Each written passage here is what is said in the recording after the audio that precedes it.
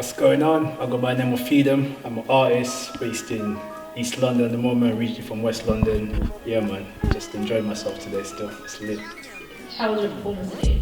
I liked it, I thought it was different because like I was telling a couple of people that was talking to me about my performance. I'm usually very upbeat. My usual style, if anybody sees Feedem, they would associate me with grime. So what I did today was definitely not grime. So it was very much like acoustic vibes, storytelling. I took it back to where I started with music originally, very much conceptual storytelling, and now I'm very much more about bars, delivery and flows and stuff, but I felt like for this type of space it was best to take it down and give a story so people actually get to know who I am. What's your biggest influence when you're creating music? It's life, to be honest, because whatever I'm living is like part of the art that I'm going to create. So whatever I see, how I feel, whatever I experience, my good, my bad, my flaws, is like everything. And I was telling somebody else again earlier, I'm very much an introvert and sometimes I don't express myself all the time. So most of the time I'm keeping things inside and that becomes art, or I just find a way to express that. So I'll say life and my faith also inspires my creativity, so yeah. Sick. How did you come about performing at Unveiling?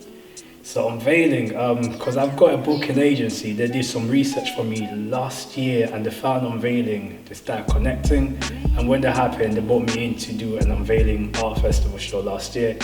So I connected with Eco then, and then obviously through the relationship that we built, he invited me in again. So I was actually meant to be one of the exhibition artists, and then COVID happened and life happened. I got proposed, I got engaged, just all of those things happened, and so I was just unable to be an exhibition artist. But I could relate with the actual title for the day, like the theme of beauty in brokenness, because I just see my life as like, I can see beauty in the brokenness that I have experienced in my life. So I was still able to come in and connect with the theme very well.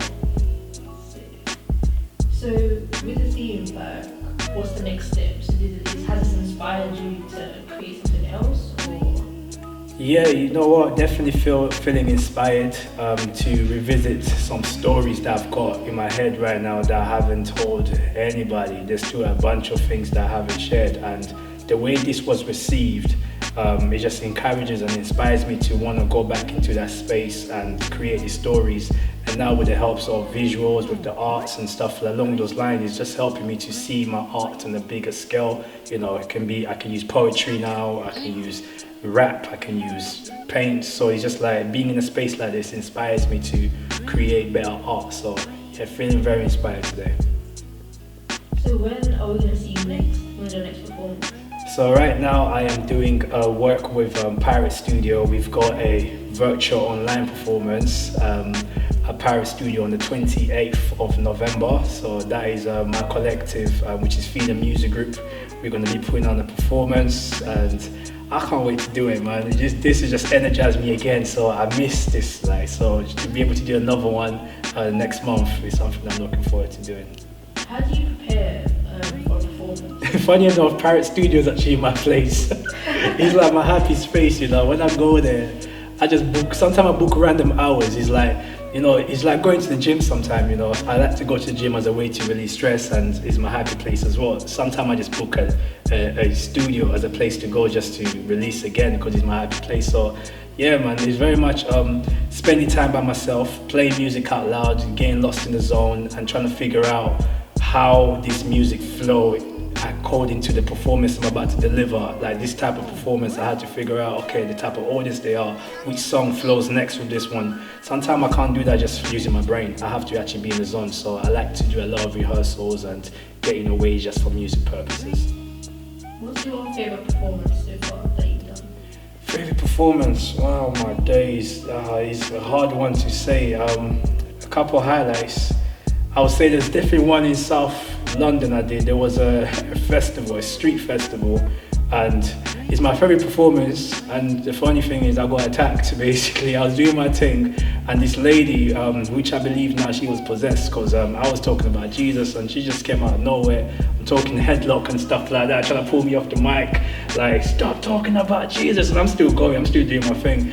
It's funny I'm saying that's my favorite performance, but it's just a highlight because I saw the power of God that day and what He can do in it. So, and then after the performance, there was a man that came and he just said, "I surrender. You got me today." I didn't know what he's saying until I realized he's saying that, look, he was been running away from God, and me coming out and speaking about Christ was how I was able to capture him. So definitely one of my favorite performances for sure. What was your journey to finding God? Yeah, I struggled, to be honest. I was born in Congo. Actually, my biggest struggle in life is witchcraft. So when I was younger, I was given some food to eat by one of my family members. After I ate that, and she appeared the night and she said, because I ate that food, now I have to offer my mom as a sacrifice, my uncle as a sacrifice. A very young child, not knowing what this is, just left it. And then after a while, God revealed to the family that now this guy's infected and needs deliverance. So it was just a long journey of finding deliverance, different churches, different pastors, everyone coming with their own suggestions. Nothing happened. I moved from Congo to Angola, from Angola to France, then I arrived in the UK. And in the UK, there's a different culture. So obviously I'm a Congo boy, but I'm in the UK now and it's a different culture. There's the street element of it, it's just badness around me, and like being raised in the states of West London. So I just picked up that kind of lifestyle. I struggle. But when I came to actually give my life to Christ, my mom passed away from cancer, so that was like the biggest wake-up call for me, because she was like the covering for me in terms of the woman that prayed for me, the woman that told me about God and stuff like that. So when she passed away, I just felt like empty, lost of identity. I couldn't fake it anymore. So yeah, there's just one night trying to get high to cover my sorrows. God didn't allow me to sleep that night, and I'm so grateful for it, because there's work that needs to be done, and that was a work of deliverance, and that's how I gave my life to Christ and now have faith. Yeah. I'll do the last question. Sure. Do you describe today's event in 3 words? Today's event in 3 words, definitely have to pray inspirational for sure, because I am inspired. Another word I would say different, because like I said, very up tempo, but I feel like today was different. And the last one, I don't know, I want to say something more like energized or something, because I feel like I will need to go back into the lab based on today's event. So yeah, energized. Yeah, so people can find me on all the social media platforms at feedemartist. That's FEEDEM artist. If you punch that up on Instagram, Twitter, Facebook, anywhere, you'll find me. My website is www.feedemartist.com. So yeah, head over there, let's connect, man. I chat to everyone, I'm open in this. I won't air your DM, you won't see no blue tick. So yeah, man, slide in there, let's talk.